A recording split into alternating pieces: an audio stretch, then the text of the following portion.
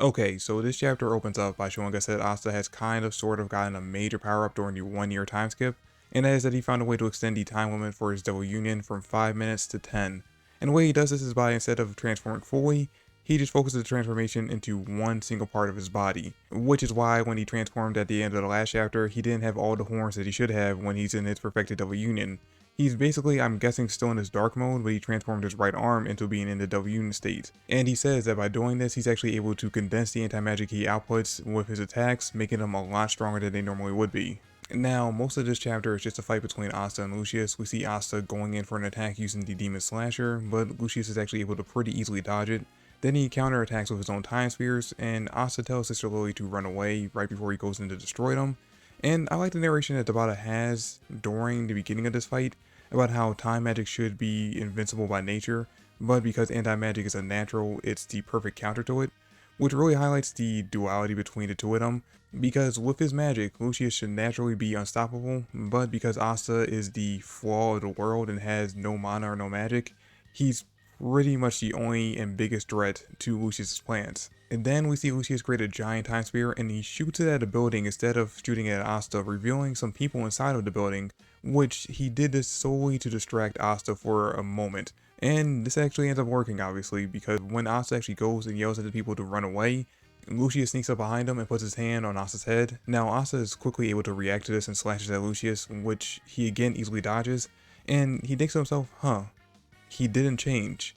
And I'm guessing in this moment right here, Lucius was trying to change Asta into what he calls a true human, but since it didn't work, he decides to switch from using magical attacks to defeat Asta to just simply taking him out by basically punching him to death, which is exactly what happened when Lucifer was fighting against Asta. He realized that his magic wasn't working, so he switched to purely just boxing.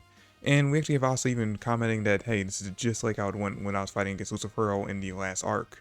But Asta is actually able to dodge pretty much all his attacks, and he actually manages to land his own hit on Lucius, but it's really only on his jacket. But him landing that hit actually makes Lucius get serious, and he decides to transform into what he calls a true human, but basically makes him look just like an angel.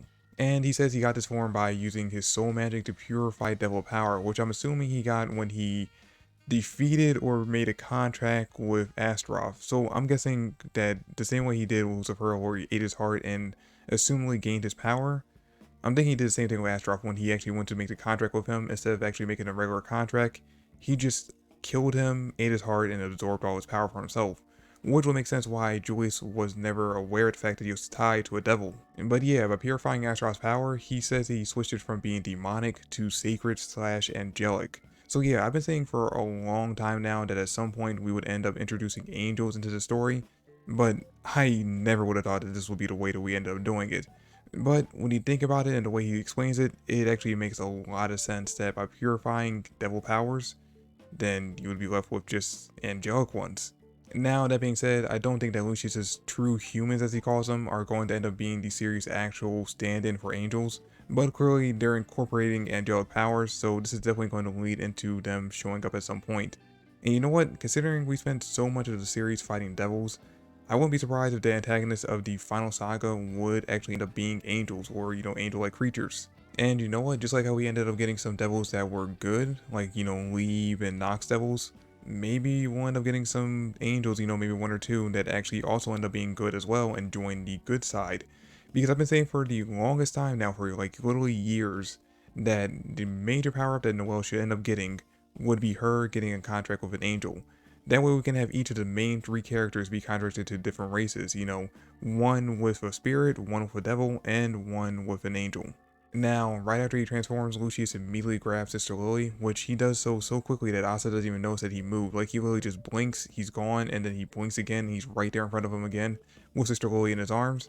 And he transforms her into a true human / angel. And she tells Asta to die for the sake of the world. And we see Asta get hit by a slash that ends up taking him out of the fight at the end of the chapter. Now, that's where the chapter ends with Asta being KO'd, but we still have more to talk about. Now, we're not going to get this in the English translation because obviously we only really have one word for soul, which is soul. But according to the leaks for this chapter, Lucius uses the word Reikon when referring to his soul magic instead of the usual Tamashi. Now, I mean, obviously both words mean soul in Japanese, but Reikon has a little bit more context to it. In Japanese Buddhism, It is believed that the soul slash Raycon is sent to purgatory when a person dies and is stuck there until someone performs funeral rites for them. And I mean, obviously, there's a reason why Tabata chose to use Raycon instead of Tamashi when referring to Lucius' soul magic, and I think it's basically that when Lucius attacks Asta's soul at the end of the chapter, instead of killing him, he sent his soul to purgatory. Which could mean that a good part of this saga could be the others, most likely just the Black Bulls going on a journey to find a way to rescue Asta's soul and return it to its body, and of course getting some major power-ups along the way because based on the way this fight went, they're really going to need it. But anyway guys, that's it for this video. Thanks for watching. I hope you all enjoyed it. If you did, please drop me a like and subscribe to the channel. I would greatly appreciate that. I'm trying to reach my first major goal of hitting 1,000 subscribers, and I'd really appreciate your help getting there. But that's it for the video. Thanks again for watching, and I'll catch you all in the next one. Peace.